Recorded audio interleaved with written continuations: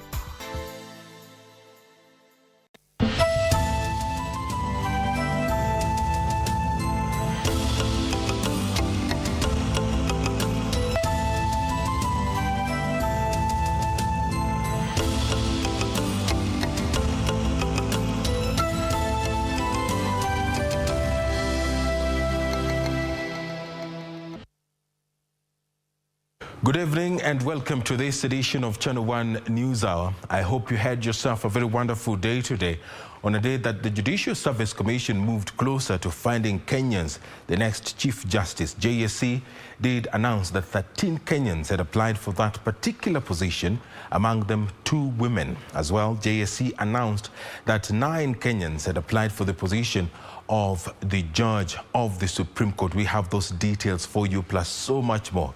But first, let's have the highlights. So we know that our courts are going to be reasonable, and we'll deal with this matter in terms of the importance that it deserves. So we are not worried. In any case, we have not reached the referendum stage. BBI train gathers pace. Odinga downplays court ruling temporarily halting IEBC from facilitating a referendum on the BBI-led Constitution Amendment Bill.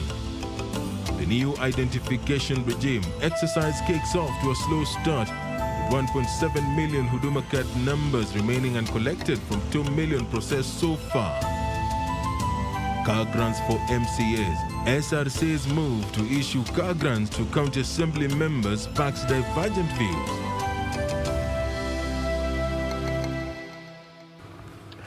Many thanks for making time for us tonight. My name is Edward Kabasa. Len Saudingo is handling the sign language interpretation for us.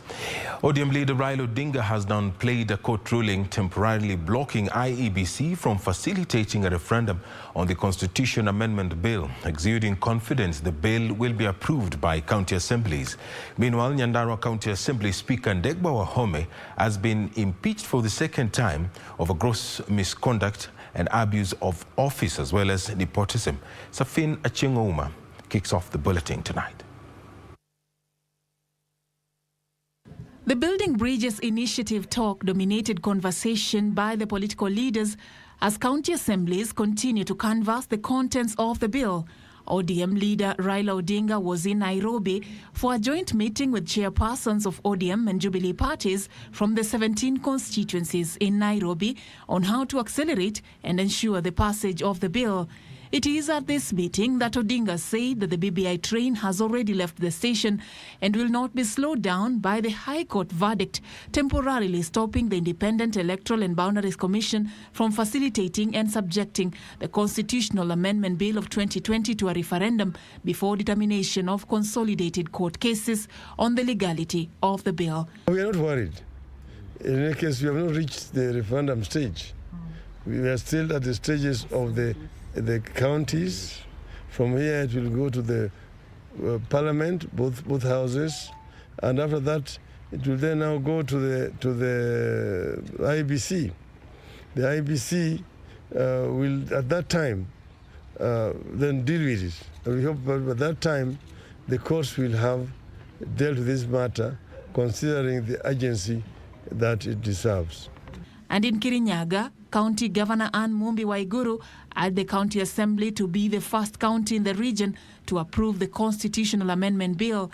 The allocation to counties will increase from the current 15% to 35%. In Kirinyaga, we will receive an increment in our equitable share allocation from the current 4 billion to 8 billion shilling. This amount will enable us to realize enormous development for our people and reduce dependency on the national government. This even as a group of local leaders and Mau Mau veterans from Meru County threw their weight behind the bill. Hii maneno yote include hata pamoja na ile pesa inaenda kwa ward development fund. Tungependa iweko kwa constitution. Sababu hatujui mkubwa wa kesho mwenye atakuja kesho ataifanya nini. And Nyandarua County Assembly Speaker Ndegwa Wahome has been impeached for the second time. 26 MCAs voted in favor of his removal in a motion tabled by leader of the majority in the Assembly, Edinan Kingori, accusing him of, among others, gross misconduct, abuse of office and nepotism. I was the mover of the motion of impeachment of one Wahome Ndegwa, the former Speaker of the County Assembly of Nyandarua. And actually today we had a motion in press, and the business was only one, the motion of impeachment of one Ndegwa Wahome. And we have dispensed the business and managed to impeach one Ndegwa Wahome.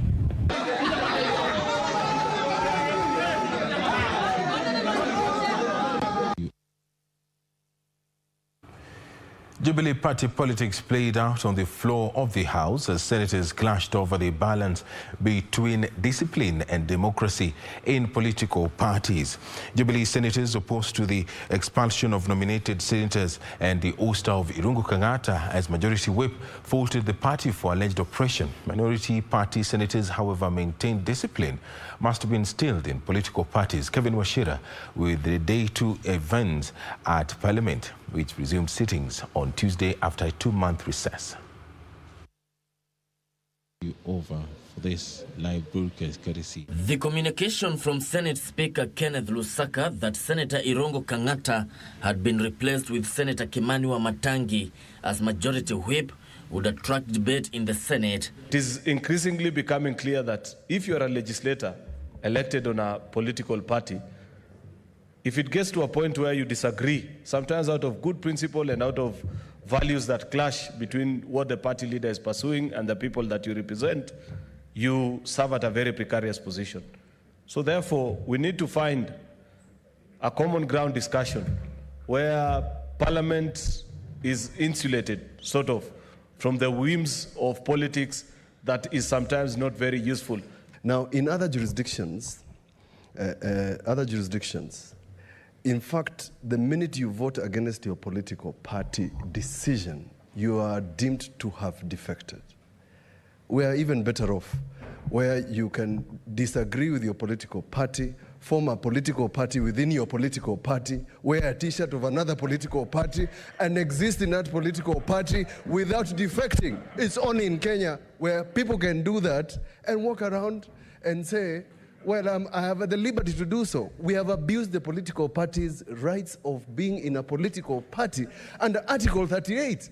A section of Jubilee senators hit out at the party's leadership for allegedly shrinking the democratic space. I still believe that Senator Kang'ata should have been treated differently. He should have been given fair hearing. He should have, Mr. Speaker, Jubilee side should have entertained, Mr. Speaker, alternative view. A different school of thought, however, insisted party discipline was key to democracy. If we do not instill discipline and decorum in our parties, we can as well say bye-bye to multi-party democracy. If we don't, the pretense that because you belong to a different party, therefore there's democracy, is a fallacious. Let's have discipline. Mr. Speaker, even in the smallest unit, which is the family, and taking mine as an example, my family is an institution, and it is run by rules and regulations. There are sometimes some things you cannot do in my house because you'll be told, Mama alisema. meaning there are some things that cannot be done. The newly appointed Majority Whip Kimani Wamatangi, in his maiden speech, said he has what it takes to whip the majority party behind the government's agenda. I want to confirm to members of this House, Mr. Speaker, that I am under no illusion at all that the job that I have been asked to do for the Senate, Mr. Speaker, is not an easy one. Mr. Speaker, although it is not easy, I have also clarity of mind on what I need to do and what I don't need to do. Meanwhile, the National Assembly has tweaked its calendar for the first part of the 5th session, which runs up to May 6th. Beginning next week, MPs will hold their sittings up to 9 p.m. on Tuesdays and Thursdays. On Tuesdays, the House will also have an afternoon sitting starting 2:30 p.m. to 6:30 p.m. and evening sitting from 7 p.m. to 9 p.m. On Thursdays, the House will have morning sitting between 10 a.m. and 1 p.m., an afternoon sitting starting at 2:30 p.m. till 6:30 p.m., and an evening sitting from 7 p.m. to 9 p.m. All Wednesday sittings will stand suspended beginning next week to allow fumigation of the House. Kevin Washira, Channel 1 News. The second phase of Huduma number registration is set to commence at the end of April this year. Government spokesperson Canon Sarah Suguna says the exercise will ensure all Kenyans are registered for the new identification regime. 37 million Kenyans have already registered for Huduma number, though the government says the collection of printed cards has gotten off to a slow start. Government spokesperson Cyrus Oguna says that only 3,000 Kenyans have responded to requests to pick up their cards. 2.2 million messages have been sent to different card owners. It is sad that up to now, only 300,000 have been responded to. So a few of us would get this message and perhaps just ignore it. So you're asking Kenyans that when you get this message, please respond to it so that it makes it easy to be assisted. Oguna says that the government will, by the end of April, embark on the second phase of registration, a service which will be made available for all who need it across the country. So if you do not fall within the 37 million Kenyans, you don't have to worry, because the second round of registration will start in a few weeks, possibly by the end of April, and it will be continuous, because every day there will be people, who want to be given this Huduma number. Every day there will be people perhaps being born, so certainly it's going to be continuous at the Assistant Chief's location. The National Integrated Identity Management System aims to create and manage a central master population database, which will be the single source of truth on a person's identity. The database will contain information of all Kenyan citizens and foreign nationals residing in Kenya and will serve as a reference point for ease of service delivery. We're looking at rolling it out to the other counties in the next 2 weeks. So count just 2 weeks, it will already be going to the other counties. So this thing has been rolled out, and certainly everything is in motion. That 7 million Kenyans have already registered for the service. The Huduma number card are being issued to those who have attained 18 years and above. Reporting for Channel 1 News, I'm Jackie Wambiru. Opinion remains divided over the decision by the Salaries and Remuneration Commission to approve some 4.5 billion shillings car grant for members of county assemblies. While some have endorsed the decision, others have expressed disappointment, arguing that there are more pressing budgetary matters facing the country. Among those disgruntled by the move are clinical officers who have accused the SRC of discrimination in addressing the financial needs of health workers. The move by SRC to okay car grants to ward representatives appears to have rattled a section of healthcare workers. The Kenya Union of Clinical Officers has argued that SRC has applied different standards between health workers and MCAs in a matter brought before them under the same principle of equity and fairness. The car grant has lingered since 2013, and MCAs have remained adamant in their push to have the benefit. But even as the ward representatives representative got their wish, a section of Kenyans have sided with healthcare workers. Kenya tuko na shida nyingi saa hizi kwa sababu ya magonjwa ya COVID-19 ambayo ilikuja ka-affect uchumi. Ninaona ingekuwa vizuri watu kuanza kupewa pesa, kupewa magari na vitu vingine, na kuna hali ya uchumi ni mbaya, bei ya vitu imepanda juu, watu wanahangaika, watu walipoteza kazi, uchumi uko vibaya. Wangetumia hizo pesa angalau kuinua uchumi na kupatia watu mwelekeo wa kimaisha, angalau watu waweze kujimudu kimaisha, sababu watu wengi saa hizi wanaumia. Wanunue na pesa yao kawaida. Saudi tangu zamani walikuwa wanajinunulia, kwani imechange nini tangu wakwe MCA hata mwaka zingine. Mwaka hii ni wamechange ikwe wanunuliwa magari.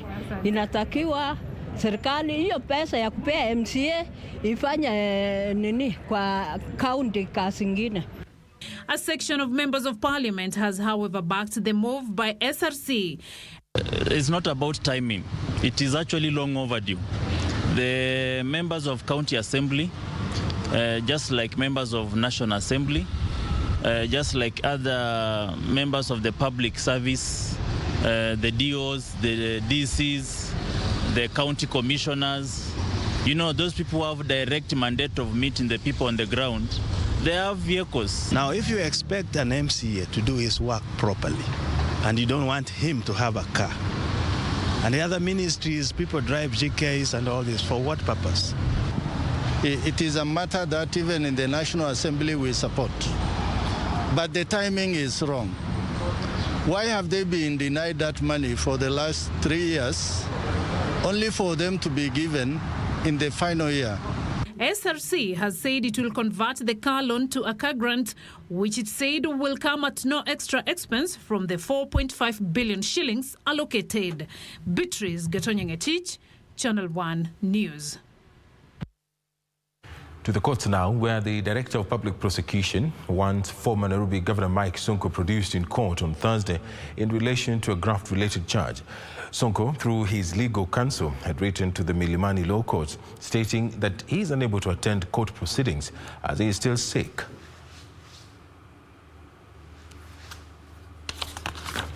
There appears to be no reprieve for the embattled former Nairobi County boss Mike Sonko, as the Director of Public Prosecution wants the former governor to appear in court in relation to another charge. Sonko was taken to hospital on Tuesday, wrote to the court, stating that he is unable to attend court proceedings as he is still sick. Sonko had been given 48 hours to appear in court and confirm whether his advocates had adhered to the court directive on documentation. His lawyer, John Haminwa, had said they will present relevant medical report before court so that it can arrange its commitments accordingly, a move that was disputed by the office of the DPP. Meanwhile, 2 aides in Governor Sonko's case will remain in custody as the Anti-Terrorism Police Unit, through state prosecution, seeks 30 days custodial orders. Clifford Ocheng and Benjamin Onyango were arrested by the Anti-Police Terror Unit officers as they were allegedly trying to rescue Sonko from police custody. Elsewhere, the leader of the majority party in the Marsabit County Assembly, Halkano Konso Ali, will remain in the custody of the Anti-Terror Police Unit until Tuesday next week. Chief Magistrate Diana Muchache is set to rule on whether to grant investigating officers 9 more days to conclude investigations on the matter. Meanwhile, an NHIF finance officer on Wednesday appeared as a witness in a case in which NHIF is alleged to have lost 49.5 million shillings through an integrated revenue collection system, Tendescom. Finally, the hearing of the Anglo leasing scandal that was scheduled for Wednesday with the last witness set to take to the stand has been adjourned after the advocate of the second accused, Dave Mwangi, was not in court. The court also excused the 6th accused, Rashmi Kamani, for 2 weeks from court proceedings due to medical reasons. Chief Magistrate Martha Mutuku directed that on the 25th of February, his medical report be availed in court. The hearing will proceed on Thursday at 10 a.m. with the last witness taking the stand. For Channel 1 News, I'm Serafina Robe. A total of 13 applicants, including 2 women, have applied for the position of Chief Justice following the deadline to submit applications for interested candidates. 9 others, among them 2 women, applied for the position of the Judge of Supreme Court. Interestingly, 4 of those who applied for the post of the Judge of the Supreme Court also applied for the post of Chief Justice. Among the 2 female applicants for both positions are Lady Justice Martha Koome and Alice Chepkoech-Yeno. Other applicants for the post of Chief Justice are Senior Counsel Frederick Ngatia, Philip Kipchirchir Murgo, Justice Matthew Nduma, Professor Otinga Mari, Dr. Moni Wekesa, Justice William Ouko, Justice D.K. Marete, Professor Patrick Mbote, Ombonge Brian Matagaro, Otondi Ontekwa, and Said Juma Chitembwe. Judicial Service Commission Secretary Ann Amadi says the commission will shortlist and publicize the list of those to be interviewed within 14 days.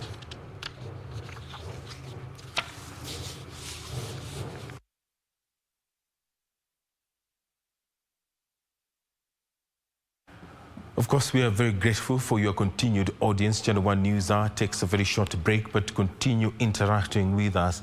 Our social media platform still open. KBC Channel 1 TV on Facebook, at KBC Channel 1 on Twitter. We are taking that break now. Don't go anywhere. We still have plenty more lined up for you.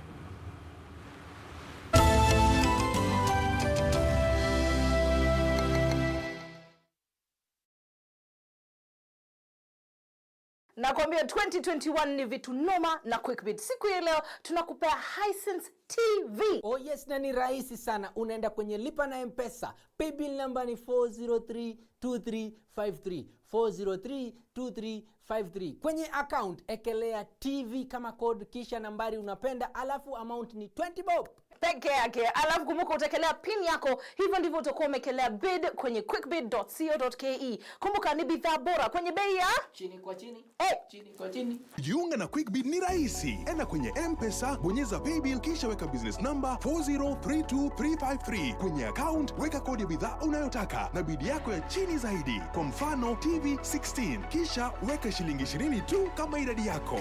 Weka bid yako pia kwenye www.quickbid.co.ke. Kumbuka, bid ya chini zaidi ya kipekee ndio hununua. QuickBid, bidhaa bora kwa bei ya chini.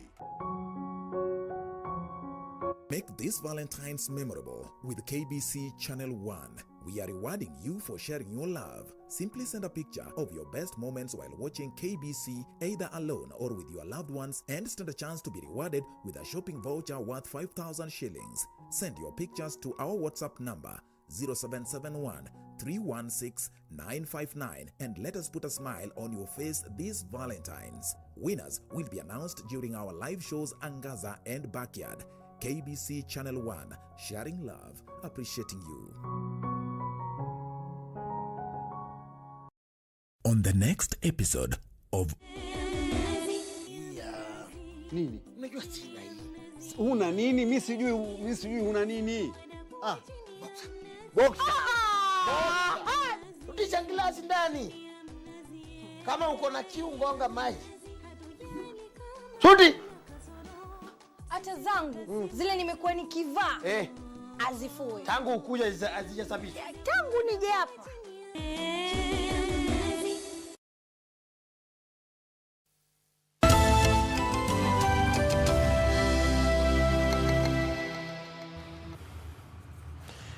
Thank you very much for staying with us. Our Cabinet Secretary Mutahi Kagwe has cautioned the political class against flouting COVID-19 guidelines. Kagwe has appealed to Kenyans not to attend meetings or gatherings as they risk exposing themselves to the virus. The plea coming even as Health Director General Patrick Amoth warned that it is no longer a matter of if, but when the COVID-19 variant, new one, will be reported in Kenya. The latest warning by the Ministry of Health came alongside reports that 173 new COVID-19 infections were reported in the country over the last 24 hours.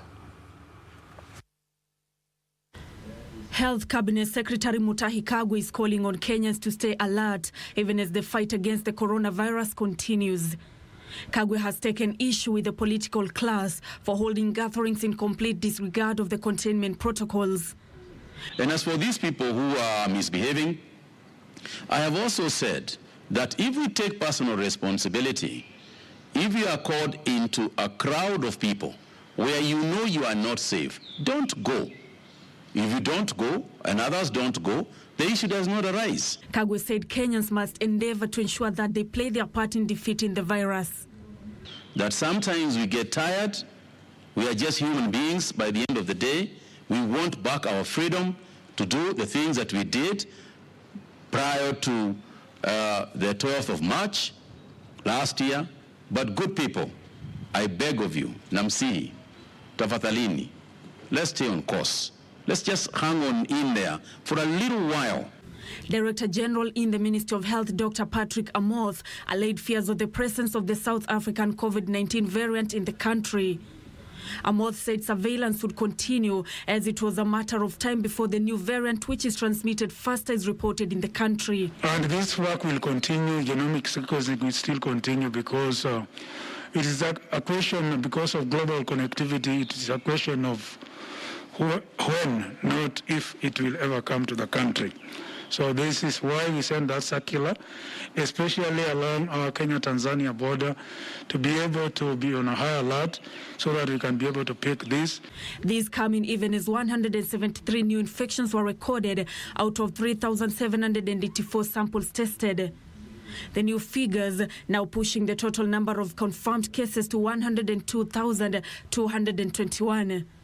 The number of recoveries rose to 84,728 after 186 more patients were discharged, both from hospital and home care. However, 2 more patients succumbed, pushing the total of COVID-19 related deaths to 1,791. In the meantime, 353 patients are currently admitted in hospital and another 1,283 under home care. Out of those in hospital, 34 are in the intensive care unit. Nancy Okware, Channel 1 News. To constitutional matters now, candidates seeking the position of governor will have to nominate deputies of the opposite gender if the BBI Constitution Bill is adopted. The Constitution of Kenya Amendment Bill 2020 seeks to amend the Constitution on election of county governors, deputy governors, in a view of enhancing gender parity in the administration of county governments. Kevin Washira delves into the proposed change.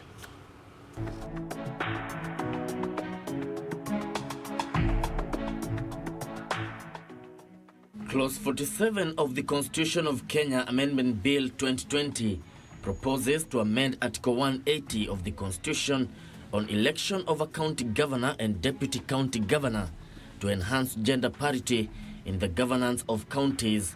If adopted into law, candidates of the county governor position must nominate a deputy governor of the opposite gender.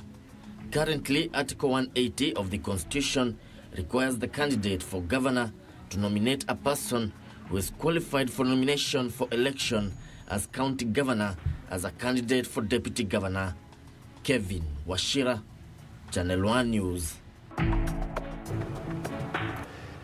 The Ministry of Health has spelled out a raft of changes it is undertaking in the countries. I'll take that again. The Ministry of Health has spelled out a raft of changes it is undertaking to secure the country's blood bank systems and eliminate cartels profiteering from trafficking blood. The Health Cabinet Secretary Mutahi Kagwe says among the key reforms in the use of technology to track and trace online distribution of blood. He urged Kenyans to donate blood during a planned drive this weekend to mark Valentine's Day. Yusuf Farah with the details.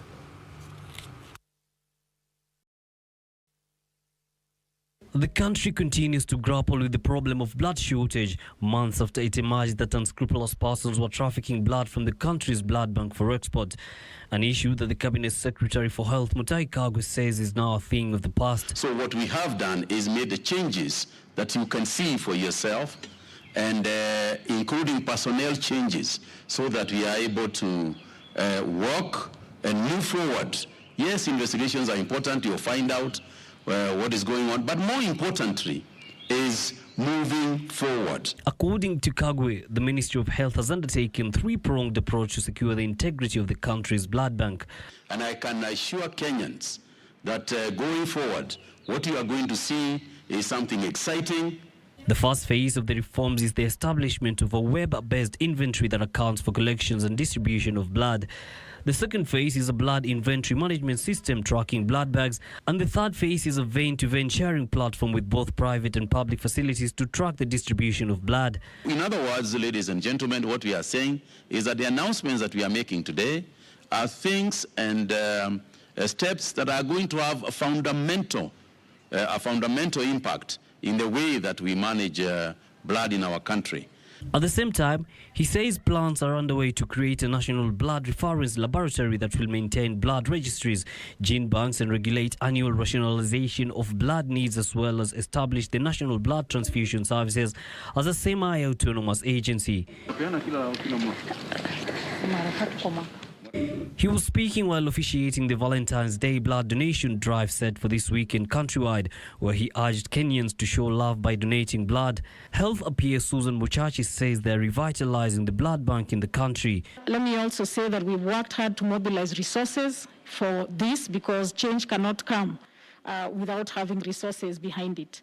And so I want to also take this opportunity to just say that the World Bank, as they have supported us for COVID, they've also allowed for us as a country to receive funding to support blood. Indeed, sir, this year they have given us a total of about 1 billion shillings for purposes of revamping our infrastructure for blood services. Asha Dafala and Kennedy Sania were recognized as the country's leading blood donors, with the two having donated 66 and 95 times respectively.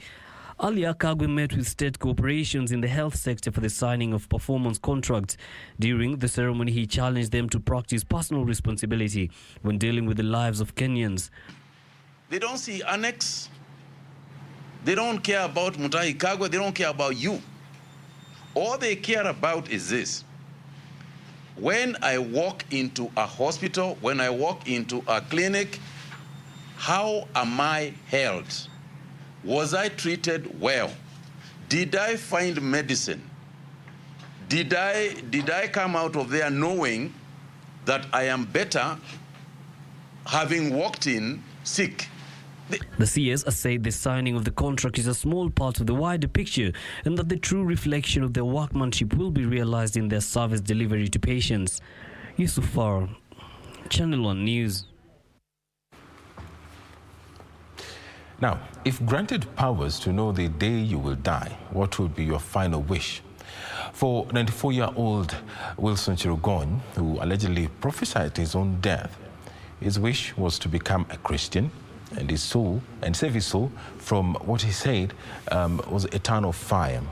And so at the age of 94, he shocked the world when he was baptized in hot water due to his advanced age. 2 years later, his kin say his prophecy has been fulfilled after he passed on in what they say was a peaceful death, having prepared for his afterlife.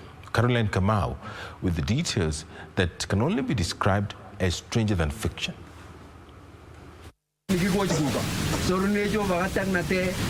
2.5 years ago, the then 94-year-old Cherogoni made a strange request for a man his age. Having been alive for over 9 decades and knowing his end was near, he wanted what he believed is a promise for an afterlife. The only way to that place, Cherogoni believed, was to be baptized and acquire a Christian name. He chose to be baptized according to the doctrines of the AIC Church, which meant he had to be submerged in water. Amen. But due to his advanced age, Cherogoni would not be submerged in cold water. Hence, some 5,000 liters of water were boiled for the ceremony. Aliweza kubatizwa na ubatizo wake ilikuwa ni ubatizo ambalo najua hata nyinyi mnajua kwamba ilikuwa baridi, na mzee akasema nataka nibatizwe. Tukapanga na viongozi wa kanisa na familia. Wakati ulikuwa baridi sana, tukaweza kumchemushia maji kwa sababu tuliona mzee alisema ya kwamba anataka ubatizo, na tukafanya kila juhudi kuona kwamba tulimalizia mzee kazi yake. He would emerge a new man with a new name. Henceforth, he would not just be Cherogoni, but Wilson Cherogoni, born again and baptized in what he said was his last wish before his death. Mimi nasikia mzuri sana leo. Ile kapo tutikile ya ulimwenguni natuba. Anakuja eleza mimi. Anakuja tupewe mimi china mzuri. Ya kukaa na Mungu. This, he believes, prepared him for the life that awaited him in not too long. And his family says, true to his premonition, Wilson Cherogoni has passed on, aged 96. And these were the scenes at his home following the announcement of his demise. His family says he died a peaceful man who will share in a life beyond this one. Ametaka kupatiswa sana kwa sababu alikuwa akisema kweli mimi najua nimeokoka. Nimeenda kanisa. Lakini bila upatiso sitakuwa complete. Don't prepare where you will be buried or put when it comes to your time. I think the most important thing is to prepare your heart. And as the family lays him to rest, they say they are not in mourning, but rather celebrating a man who lived simply and loved unconditionally. Caroline Kamar reporting for Channel 1 News. Thank you very much, Caroline Kamar, for that fulfilling story. Let us take a look at other matters now, where the Kenya Union of Post-Primary Education Teachers is demanding the arrest of politicians who they say are behind school unrest in Bungoma. Secretary Luxero Kundu is accusing a section of politicians of inciting parents and students to revolt against school principals who are not from the region. And details of this and more stories in our County News Roundup.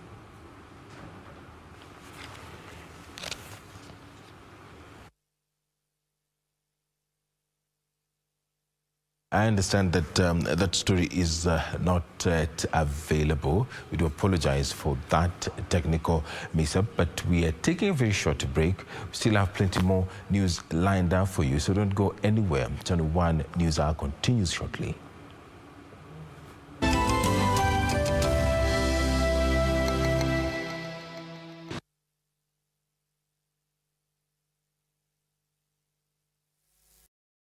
On the next episode.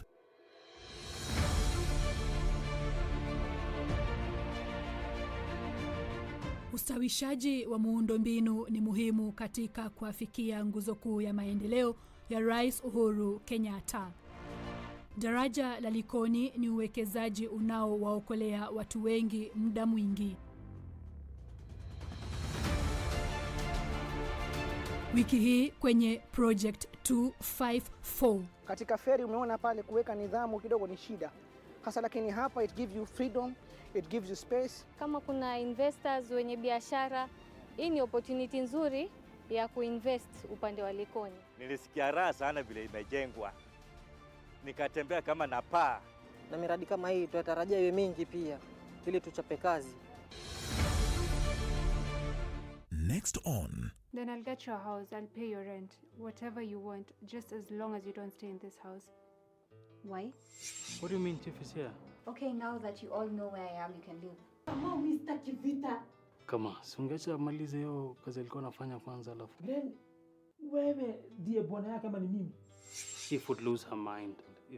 If what? Baadhi tuko na watoto mrogo. Tukikufa saa hizi baadhi tunaashia tu masida. Hatukufi.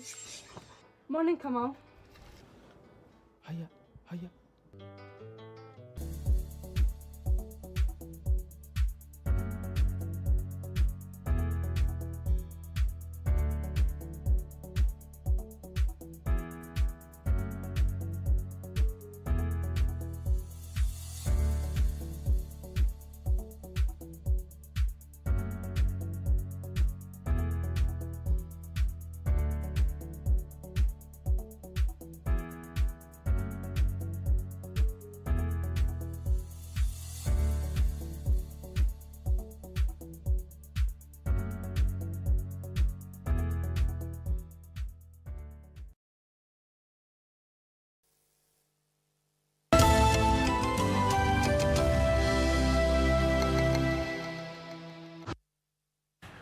Welcome back. Let us revisit our earlier story where the Kenya Union of Post-Primary Education Teachers is demanding the arrest of politicians whom it says are behind school unrest in Bungoma.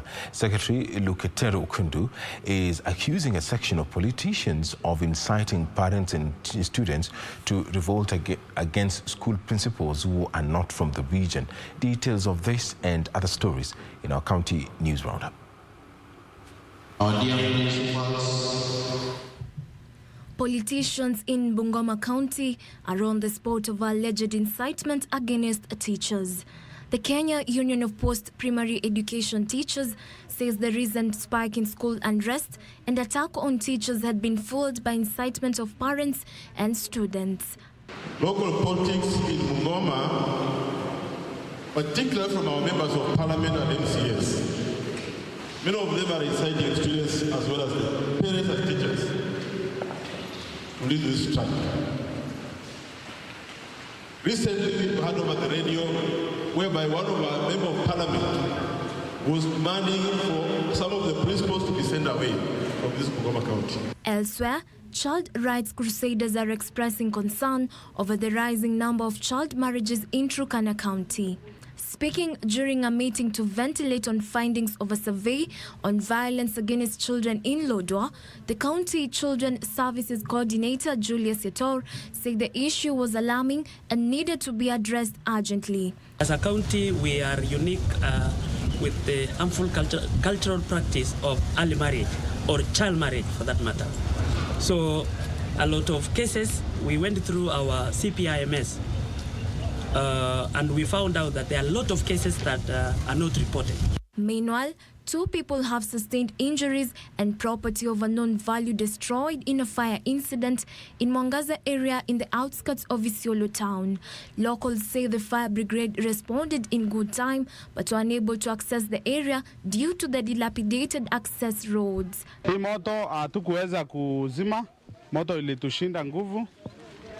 Ikaendelea mpaka ikachoma nyumba yote. In Nakuru County, oncologists are petitioning county governments to set up cancer screening and testing centers across major health facilities. The oncologists say this will play a key role in early detection of the disease that has become a burden to many Kenyans. We have to make sure that the regulatory bodies are able to, through KEBS and even Pharmacy and Poisons Board, ensure that the agents that we are using to treat our patients, as doctors, we don't have much control over that.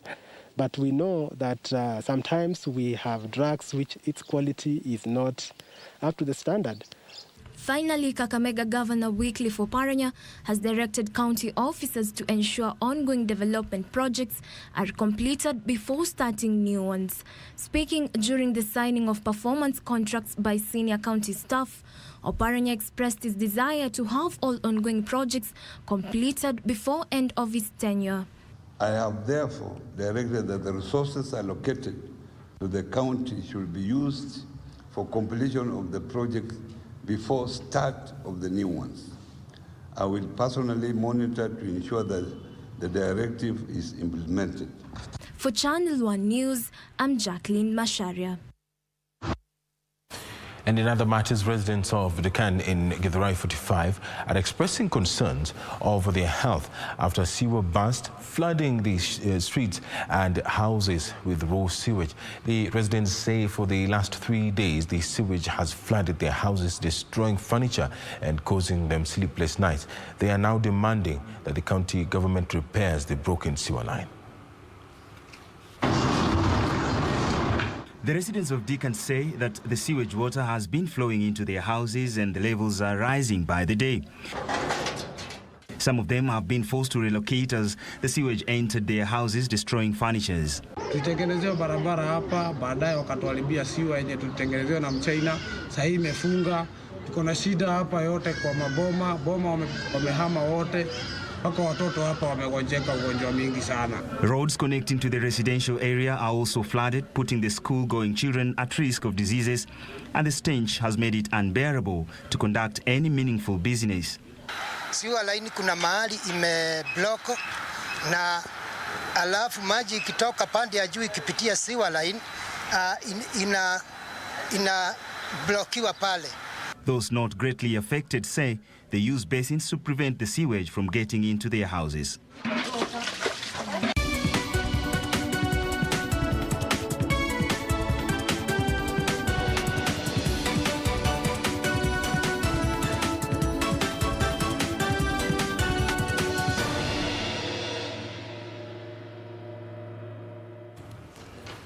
Let's now take a look at some business news. Private sector players and fiscal experts are calling for harmonization of tax policies to lower the cost of doing business. The Institute of Certified Public Accountants says Kenya tax regime is affecting Kenya's image regionally. This comes in the wake of government's plan to widen the tax base to fill a gaping budget. With an expenditure of 3 trillion shillings, a debt of 7 trillion shillings against a debt ceiling of 9 trillion shillings, private sector players say there is a need for the government to relook into Kenya's debt position.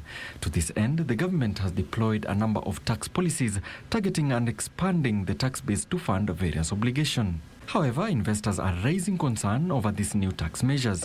We need to look at a bigger range of companies.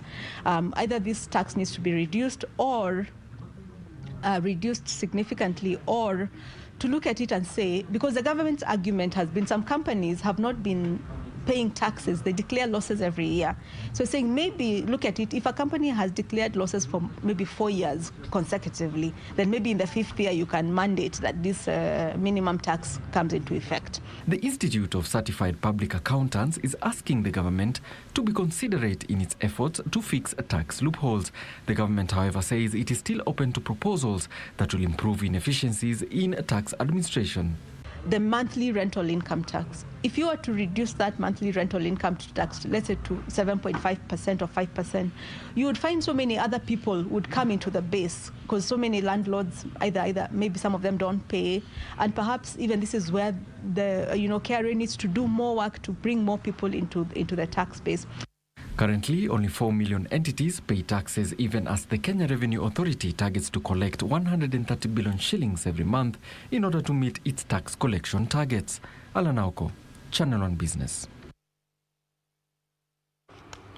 And in other matters, the government has lowered the cost of local inspection of imported goods from 5 to 0.6% of customs value in a bid to support small-scale businesses. President Uhuru Kenyatta says the new rates apply to small and medium enterprises, urging them to utilize the National Cargo Deconsolidation Center, which has been refurbished. In November last year, traders from Nyamakima and Gikomba Market pleaded with the Kenya Revenue Authority and the Kenya Railways to reduce the inspection charges to spur business. Speaking during a tour of the expanded National Cargo Deconsolidation Center, President Kenyatta said the expansion of the warehouse was a result of the discussions he had with the small-scale importers, saying a country can only be developed when citizens learn to discuss issues and come up with solutions for the benefit of all.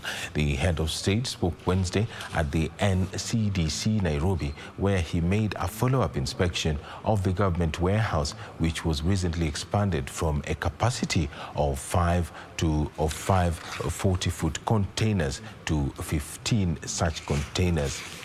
We are going to facilitate you to make this your point of doing business, to make this your point of working together with your partners who are the small traders.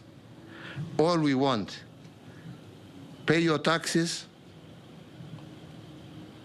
do legitimate business, and then we shall see our small traders now begin to become big business people in our republic. And you have a role to do in that, and we have a role as a government to help facilitate you to support our small traders.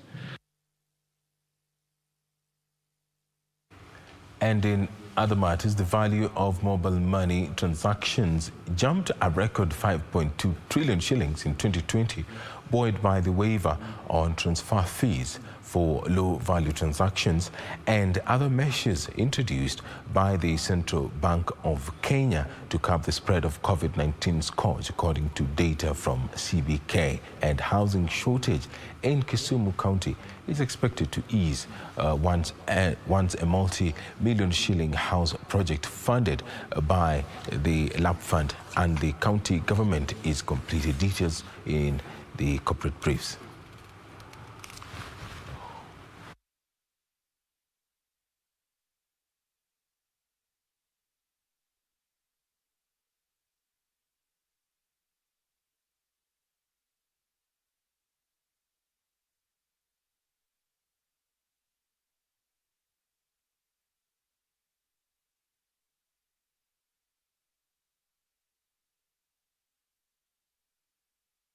Accounts jumped from 66 million by December last year from 58 million at the start of the year.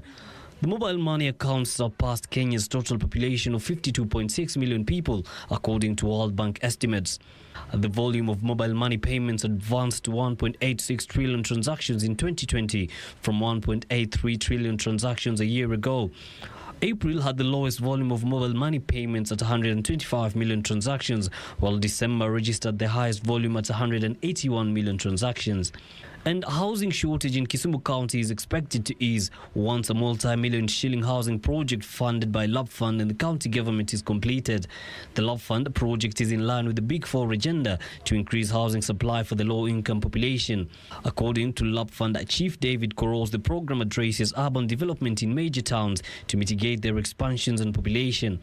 Construction is to commence next month. Finally, over 200 households in Lagrange and Busia County are set to benefit from a modern poultry park project funded by the World Bank. The move is expected to support farming poultry commercialization amid declining soil fertility and extreme weather patterns in the region that hamper crop production. The project is going to benefit the community kwa njia nyingi. Moja, in terms of employment.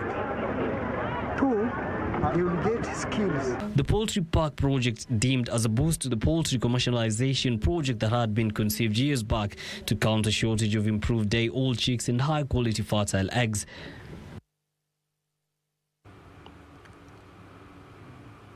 And in other business matters, plans are underway to increase animal vaccine production as well as streamline the supply value chain to stem the spread of trans-border diseases. Agriculture Cabinet Secretary Peter Munya says county governments have been delaying the purchase of vaccines that has resulted in losses in government veterinary labs. Between 2006 and 2007, the Rift Valley fever, a mosquito-borne disease caused by a virus that affects both animals and humans, claimed the lives of 150 people in Kenya and losses worth $32 million in livestock deaths, reduced animal productivity and trade bans on the animals and related products. We are working on how to streamline that to make sure that we have enough vaccines at the right time and the access at the right time, and the requirement for vaccination across the counties. The duration that is required is also attained. You remember I launched a national vaccination program last year and I went across the counties. To minimize such losses in future, plans are underway to streamline the vaccines value chain to ensure devolved units purchase the vaccines locally and in good time. But we've been having challenges after devolution because now vaccines are largely bought by counties, and sometimes counties don't buy at the right time, sometimes, and they are supposed to be utilized timeously because they expire over time if they are not utilized at the right time.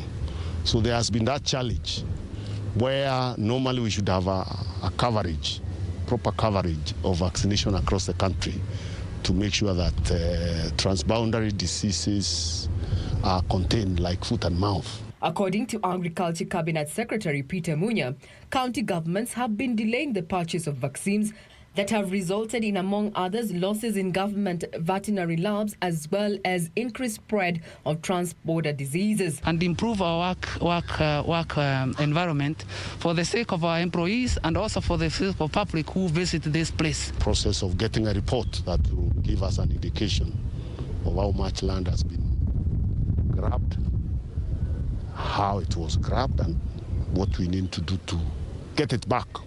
Over-reliance of imported fully processed vaccines have locked millions of farmers with small herds of livestock from accessing the crucial vaccines. Regina Manyara reporting for Channel 1 Business.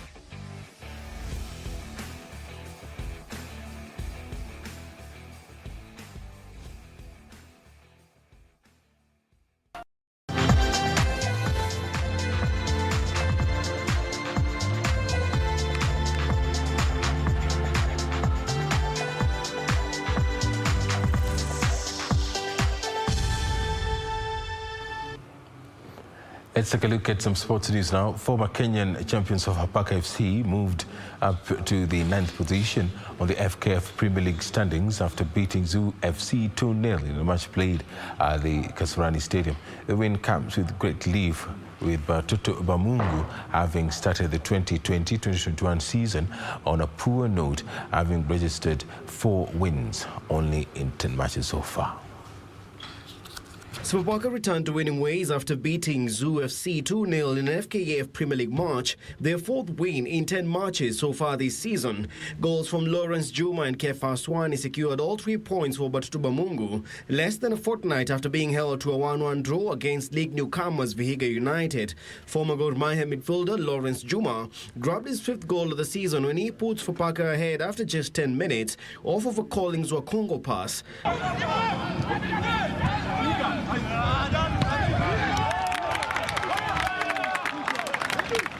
The Ken Othiambo coach side would then double their lead when Roy Okal found Kefa Swani in the box, who calmly put the ball past Zoo goalkeeper Brian Lumumba.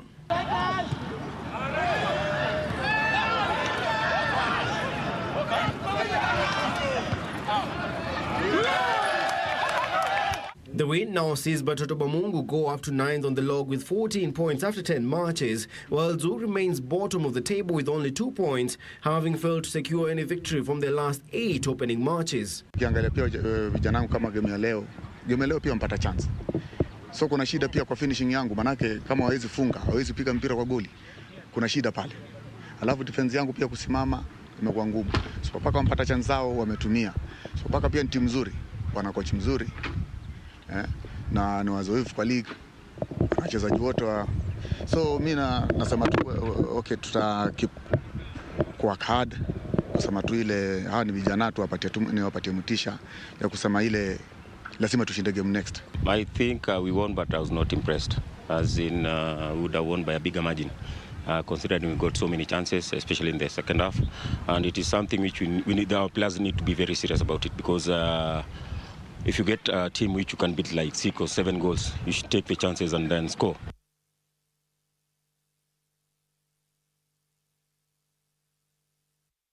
It is all systems go ahead of the National Cross Country Championship slated for Saturday at the Ngong Racecourse.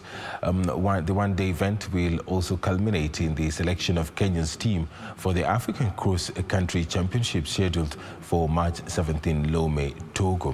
Athletics Kenya President Lieutenant General retired Jack Tuwei says he expects stiff competition in all the 7 categories, which include 10 kilometer senior men and women, 8 kilometer under 20 20 boys, 6 kilometer under 20 girls, 6 kilometer under 18 boys, 5 kilometer under 18 girls, and mixed relay. Meanwhile, AK will on Friday conduct an anti-doping seminar which will focus on the budding athletes. The one-day seminar is a continuation of similar sensitization initiatives that were conducted last December to educate the junior athletes on the effects of doping amid the rising cases in the country.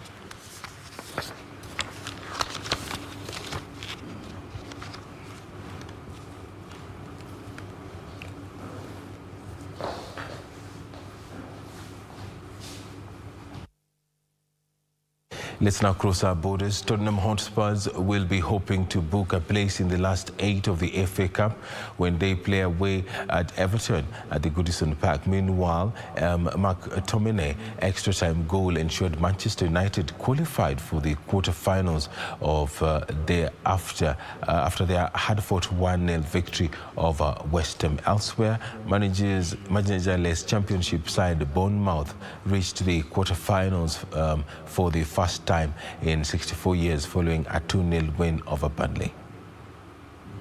Tottenham Hotspur manager Jose Mourinho has hailed his team for their great performance against West Bromwich Albion in the Premier League on Sunday, urging his charges to replicate that performance when they travel to Goodison Park to take on Everton in an FA fifth-round match. FA Cup is a special competition that, even with full stadium, normally away teams would take much more supporters than in Premier League. The allocation for the away team in the FA Cup was always much bigger than in the Premier League, and that always allowed, in my opinion, I felt that playing at home, I felt that playing away, that always allowed a different atmosphere than in the Premier League. Spurs will be without Giovanni Lo Celso and Sergio Reguilon, who remains sidelined by hamstring injuries, while Jordan Pickford remains out for Everton. Meanwhile, Scott McTominay came from the bench to score his 7th goal of the season to help Manchester United qualify for the quarter-finals of the FA Cup. Still alive with Rashford, and then Scott McTominay! By hook or by crook, you're through, and that's the main thing in the cup.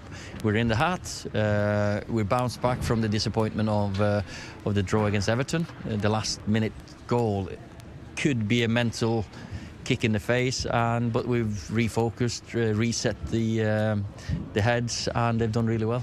In another match, Sam Sarridge and Junior Stanislas were on target as Bournemouth booked a place in the quarter-finals with a 2-0 victory over Burnley at Turf Moor.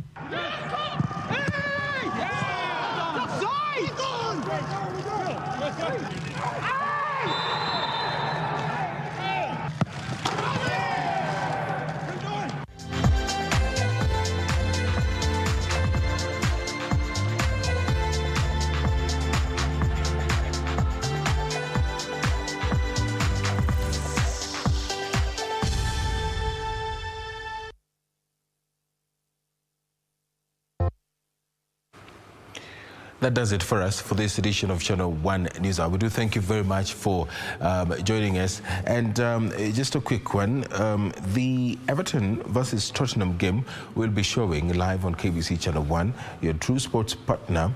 And right now, Swansea is playing against Manchester City. Of course, Manchester City is emerging to be the strong one after 70 minutes, 3-0 in favour of Manchester City. We do thank you very much for joining us tonight. We can stay up to date with breaking news on our website www.kbc.co.ke. You can also follow us on Twitter at KBC Channel 1. On behalf of the team here, that includes my sign language interpreter and everyone who made this live broadcast possible, my name is Edward Kabasa. Have yourself a very wonderful night ahead.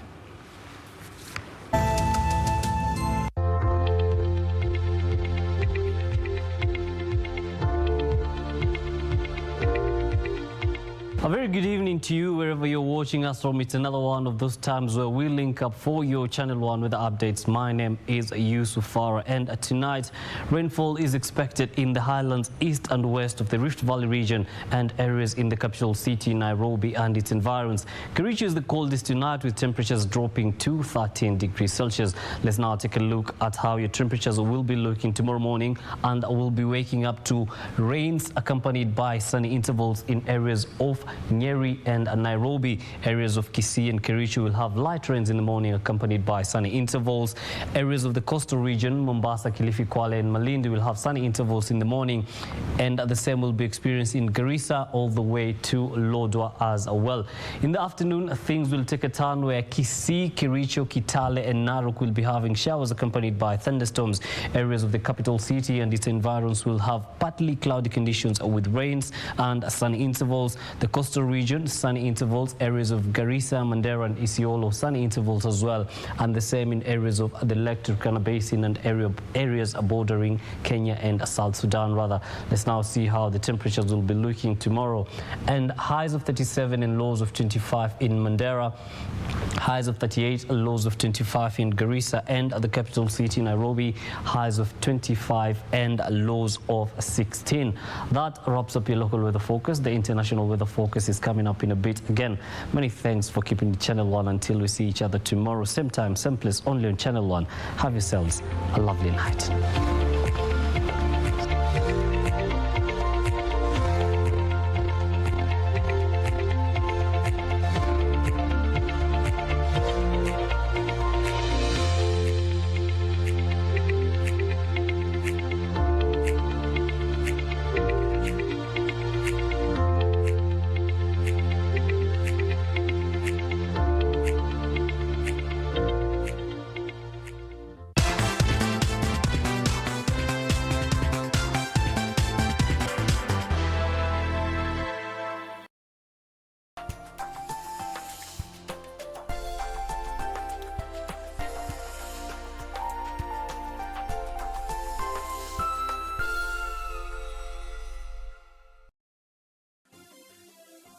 Vera Beauty College.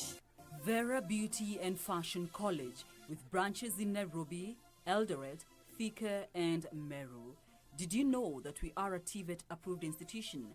We offer courses in fashion design, interior design in soft furnishing, event decoration, flower arrangement, event planning, hairdressing, barbering and dreadlocks, beauty therapy, makeup, nail technology, spa massages, teaching skills, TOT, solo business management, and many more. Register now and visit our website on www.verabeautycollege.com. You can also call on 0725 923 550 Nairobi branch, 072